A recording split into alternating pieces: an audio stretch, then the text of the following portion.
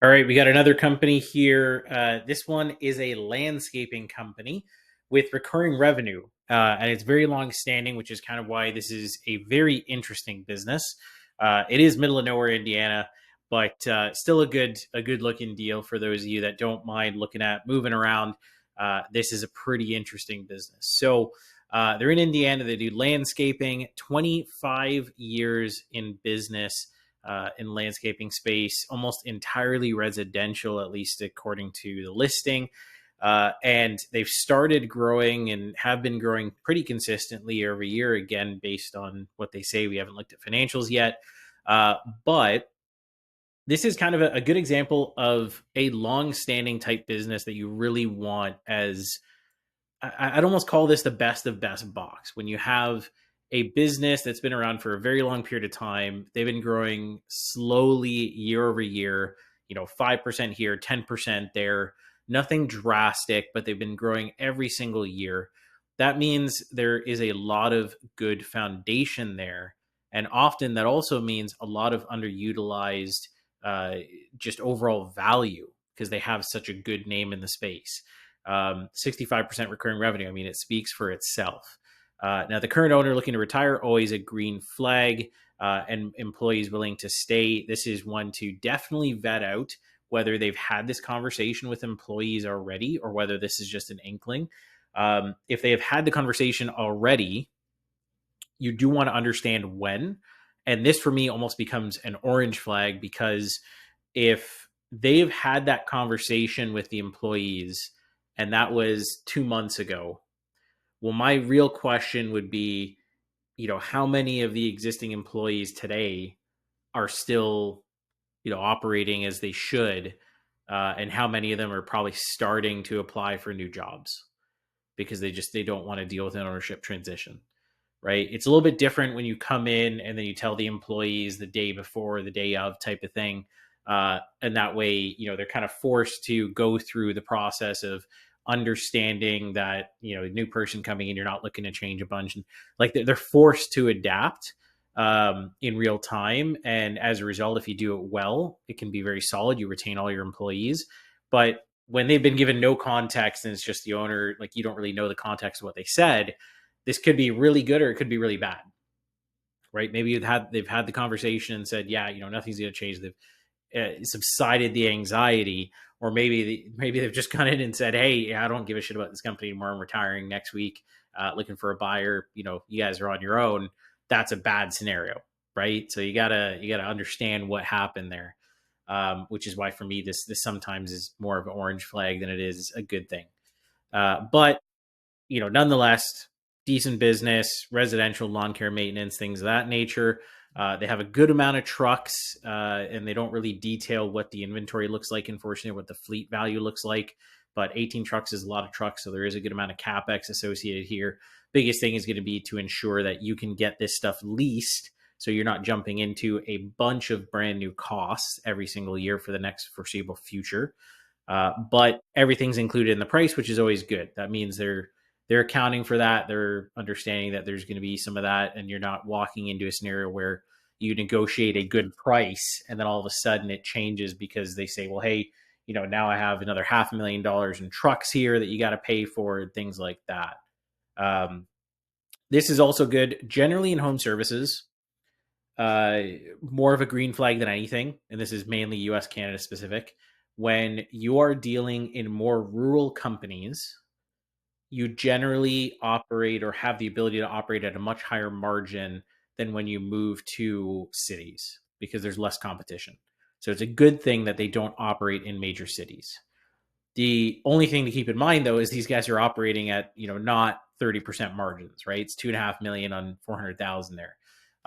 So maybe that means it's just the recurring revenue facet of it is what's keeping their margins lower. It's to be determined. But generally, this means that there is juice to squeeze. Is the way I look at it. Real estate's leased, and so it's easy enough. There's no way to adjust or iterate the deal based on that. So be it. But the owner's looking to retire, so there's probably a good transition that they're open to. I mean, they say flexible. Obviously, that's always something you gotta uncover with the seller directly, not the broker. And a good smooth transition here with 25 employees, 65% recurring revenue. There's a lot of good here that could do, to a serious growth of business. And it's not too bad, right? 400,000 in EBITDA. You have to determine obviously what's the difference here between cash flow and EBITDA. Why is it so drastically different? Is there a bunch of stuff that they're calling add backs or normalizations that's making up the difference? You don't know. But once you get to the financials, those are some things to look at. But looking at the scenario, the big thing that stood out is obviously the purchase price is high, right? They're asking 5 times on their cash flow or on their EBITDA. They're not asking 5 times on cash flow, around about 4 times, but this is a lot to ask on EBITDA here. And I am using the EBITDA number, not their whatever they call cash flow. I'm assuming they did EBITDA as a calculation correctly. Again, I don't know, but generally, 2 million's high. It's very high. Assuming the listing scenario, typically 10% is whatever seller finance equity injected in, whatever the case. Your debt service ratio is kind of garbage. They're basically pushing you to the limit of what cash they can extract out of your pocket on this deal. And so the way we would look at offsetting that is one of two scenarios. Either you mess with the purchase price, or you allow them to keep the purchase price, but you maximize what type of debt you're gonna, or how much debt you're gonna leverage. So in one scenario, yeah, they're gonna get a little bit less cash, but they're gonna get a majority of it or a big chunk of it as cash in hand, because you can just do a full finance. And if you really wanted to, you could just take this down to 10%. It's not the best of case scenario, but they can get 1.4 in cash. And it's not a bad scenario, to be honest. It's pretty decent. I would kind of put this, though, like my sweet spot on this purchase price be somewhere in the range of 15 to 20%. The ideal scenario, though, is, because this is going to be a lot less pushback, just say, hey, I'll pay your purchase price. It is what it is. But, we got to make this work where I can actually cash flow, the business can sustain, your employees aren't looking at me wondering where the hell payroll is, things like that. And so what you negotiate instead is, well, I'm not going to give you 80% cash in hand. I'm going to give you 50 or 60% cash in hand. And the rest of it is going to be seller financed. And that way you can really push it out. You can increase cash flow significantly, right? You can get to the point where you're sitting on like 200 grand a year after debt service. And at the end of it, or 5 years out or 6 years out, you can always say, hey, we owe 800 grand on this 40%. How would you take 400 grand? Would you take 6? What type of discount will you take if I just pay it all up front? And that way, you could always refinance the whole thing. Or wait till 10 years out and just pay as cash. But that way you can get a little bit of a discount there. So you're basically going to end up somewhere in the range of 1.6 to 1.8 anyways, because 5 years out they're just gonna take cash. They're not going to want to fight you for 200 grand if it means they got to wait another 5 years.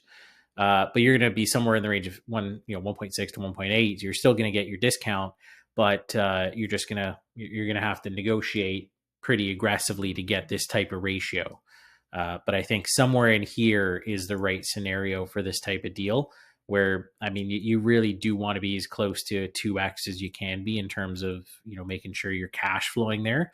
And so what this means is, if it makes 400 grand a year, half of it, if it's 2x, basically goes to debt, to paying off the bank.